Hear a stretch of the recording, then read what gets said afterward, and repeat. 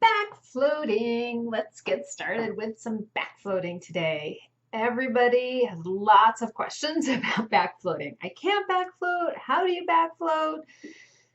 I go under the water. I'm not a floater. I'm a sinker. There's lots of trying around back floating. One of the biggest things is that people have this idea. Here, I did some magical drawing for you today. There's my pool. That back floating is supposed to look like this. Oh, I should have drawn my person in a different color. Hang on, let me draw them in a different color. You're the same color as the water, it's hard to see. All right, here we go. Let's do my little person in a different color so you can see the person and the water. All right. So you've got your person, kind of all you can see is my little nose sticking out right here. And these down here are the toes, right? We think like this is how it is. We have a body like this and our head is out. This is my nose being up for that back float. So that is the idea that we are supposed to be parallel to the surface of the water. This causes so much pain and anguish and upset and emotional upheaval in the water having this belief. Let me tell you, there's just a lot of failure because this is the belief of what I'm supposed to look like on my back. And it simply is not true. A back float, I've talked about this before, for most people looks more like this, that your body is drooping down.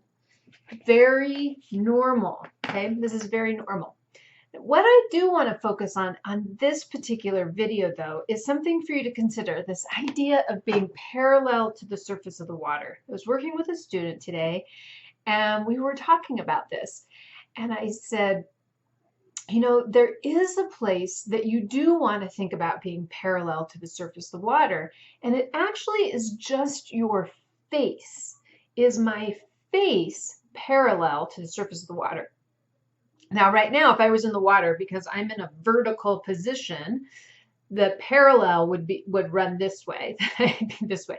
Well, what I mean is that you want this part, there's a line right here that goes along the side of your face. If you're looking up at the sky, you want that line to be parallel. So if you want to focus on, if you really are stuck on this idea that my body should be parallel, if you float, some people don't float, and that's fine, it's another conversation, but if you do float, what you do want to focus on of being parallel is where the surface of the water hits the side of your face. Again, when you're looking up in a back float, I'm looking at the sky.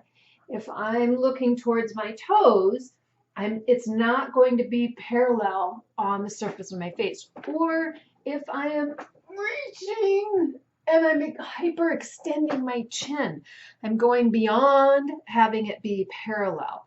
I want my head to be flat with the surface of the water, not reaching or bending in either one of these extended positions. Kind of like as I'm just standing here now, my head is in alignment with my body. If your body is droopy in the back float, that's totally fine. You might be looking up and having a neck extension, but this line here, the nose is pointing straight up, not arching back, not tucking down. So if you're really tied to this belief, I'm supposed to be parallel to the surface of the water, just think about the face part. Let go of the rest of the body. That gets taken care of with other things, but it is not pertinent to floating.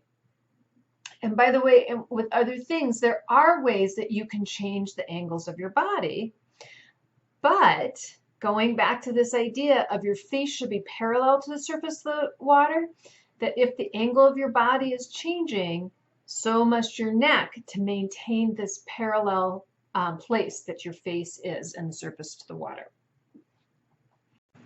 Now, why am I so excited about your head being parallel to the surface of the water? I'm so excited about this because it is a very clear illustration of how there are so many thoughts that we have that just are not useful and they are not helpful for you meeting what you want in your life, to meet your dreams and your goals. There are these thoughts that we get that we don't know where they come from, but we have them. Thoughts, beliefs, things that we latch onto for whatever reason, whoever gave them to us. Even maybe some expert that might have given them to you. Without those things being tested, we don't really know how they work, right? This is your job to become the expert, to become the expert in your body. We need to find out, well, you need to find out how your body works, how being in action works for you. This is what we are all about, is to create those wildest dreams, to take you to your dreams. That is what I'm so excited about.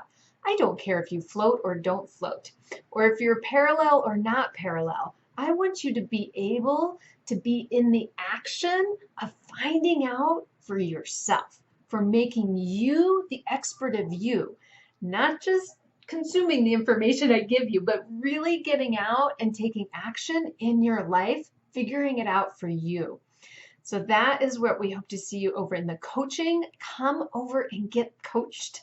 Get coached, life coaching, get coached in swim coaching, whatever you need to actually be in action, creating your dreams in your life. Not just thinking about them, not just wondering, not just building up the experts information. Let's see how you can be the one to get in charge and to actually find out how for yourself. We have the formula, we have the information. Love to see you over. Pick up the free mini lookie course so you can really start to pull apart how can you be in action in your life today. All right, I'll see you over there. Get in action now.